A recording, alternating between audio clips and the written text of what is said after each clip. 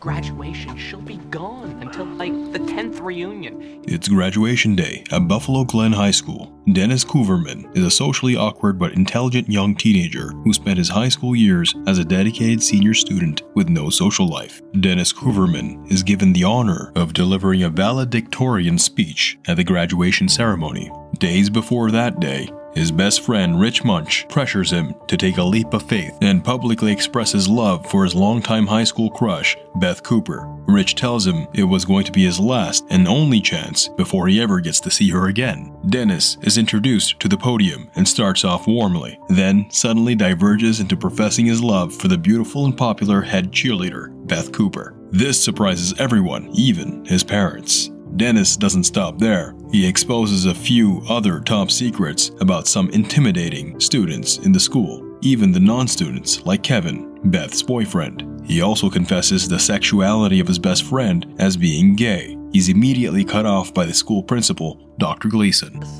Thank you, Dennis. Okay. Food for thought. Outside the school hall, Dr. Gleason informs him of her disappointment in him. She never expected such an act from an esteemed student such as him. He tells her he wasn't himself and was advised by Rich. She then tells him to take a chance on perhaps a different Beth Cooper, one more relatable to his personality. Beth approaches Dennis. She tells him how he embarrassed her, but she was going to let him live. Dennis and Rich invite her to a house party later at his house. Suddenly, Kevin comes from behind, strangling Dennis with the metal around his neck. Beth walks away, pretending not to notice the near-death experience of Dennis. Dr. Gleason arrives almost immediately to stop Kevin from causing critical damage to Dennis on school property. Walking home, Rich tells Dennis that he isn't gay.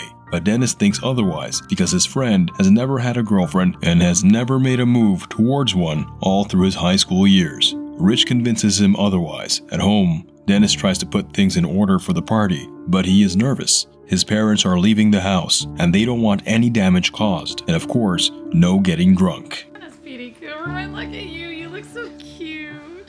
Super cute. Dennis's father sits his son and Rich down, advising them to go have fun since it is going to be their last time being high school students. He indirectly advises them to let down their guard and gives them access to where they can get condoms just in case they decide to go down that path. Shortly later, the girls arrive. It looks like Dennis only has 3 guests, Beth and her friends Cami and Treese. The girls are annoyed at how quiet the house is. The 2 boys try to spice things up, but they're far too boring to make things interesting. Kevin calls Beth and demands an address for her location. Dennis goes ahead of himself and tries to open a bottle of champagne. He gets a deep finger cut, pops open the bottle in his face, and is knocked down. The girls want to leave. Dennis and Rich rush off to stop them, and then they hear a sound. Kevin and his friends have just arrived at the location. Dennis is alarmed and knows he's in deep trouble, so he runs off to seal every exit, window, and door included. Forgets a door, and as he rushes to seal it,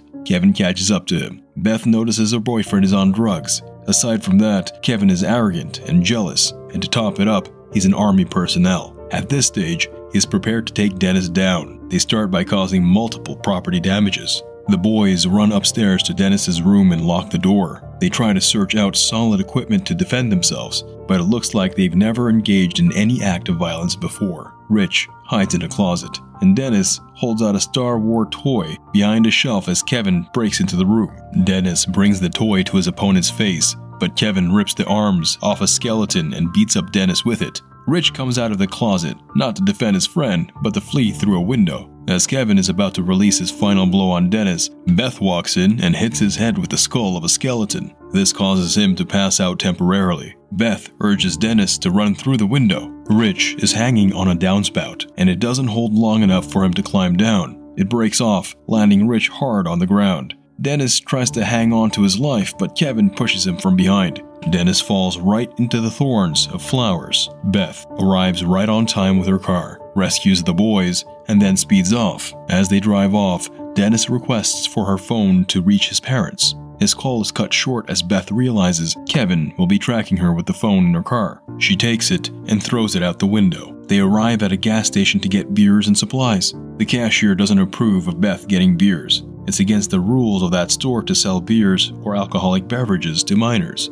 She opts to kiss the cashier in exchange for the beers. He agrees, and she is able to get the drinks. She takes them and drives off to an isolated place to camp by a fire and drink beer. Dennis is new to all of this, and he tries to open a bottle of beer with his teeth, but instead ends up opening a tooth. The girls are surprised he still has baby teeth. Beth signals the girls. You have baby teeth?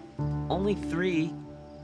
Now, 2. Indirectly asking for privacy with Dennis. Rich follows too. Beth and Dennis talk about their plans for school, and Dennis is excited as he talks about finishing off at medical school at Harvard University. Beth can only settle for Harper's Community College. At this point, Dennis lacks the courage to convince her otherwise, so he tells her she could do better. The other 3 get chased by cows, and Rich accidentally steps on cow dung. Beth insists that he must let go of his shoe if he ever wants to ride in her car again. He knows the shoes cost him too much, but succumbs to her instructions. Next, they arrive at a party. It turns out to be Valley Wooley's house, one of the people who got insulted at the school's valedictorian speech. He's skeptical about going in, but the girls convince him to. While they are inside, someone pulls Dennis into a closed room, and when he looks around, it is Greg, one of the few students embarrassed by his speech. Greg doesn't pound on Dennis though. He simply cries and makes confessions about the truth in Dennis's speech.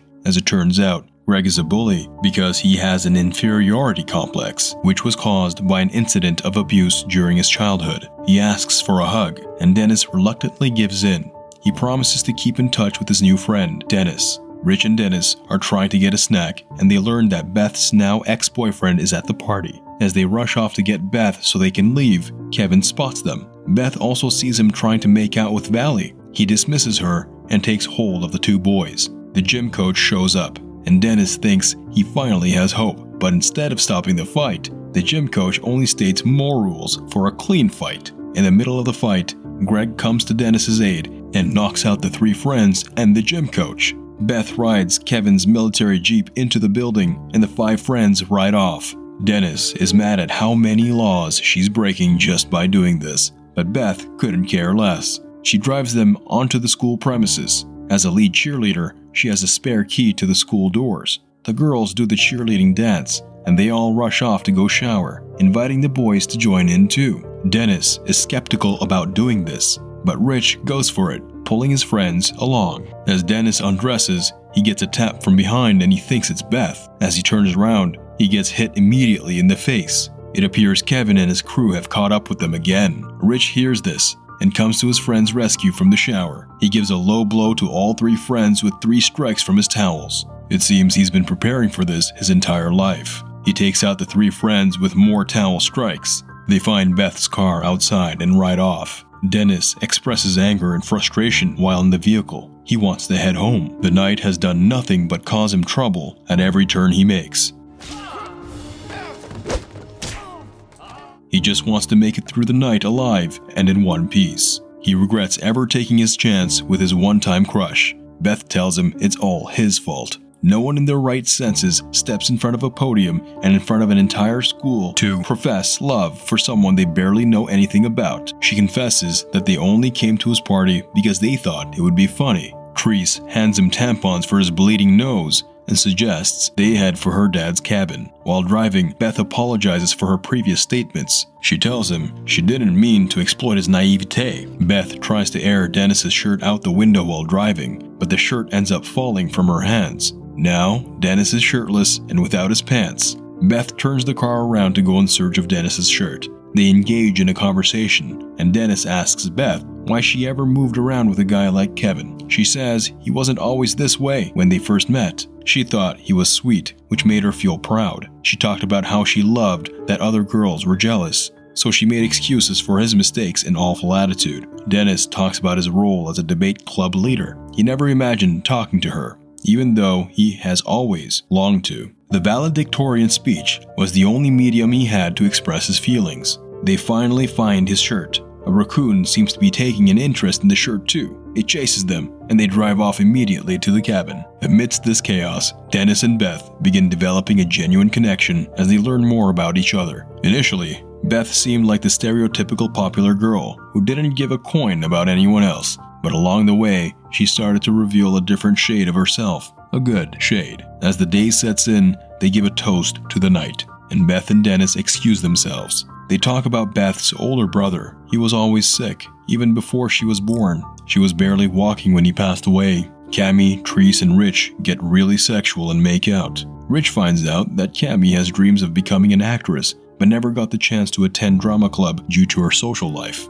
Outside of Dennis, Beth reveals her vulnerabilities, dreams, and reasons for keeping up with her high school status in the past years. Beth had little to no plans after school, so she made sure to have all that before graduation. She feels that now it's all over. Every other day will turn out to be just ordinary. Dennis tells her that all that is a lie. He tells her she is the most alive and extraordinary girl he's ever met, and there's no way she'd lead an ordinary life. Dennis and Beth return to Dennis's house, where they share a tender moment before parting ways. Beth thanks him for always loving her, and he promises to marry her the next time they meet.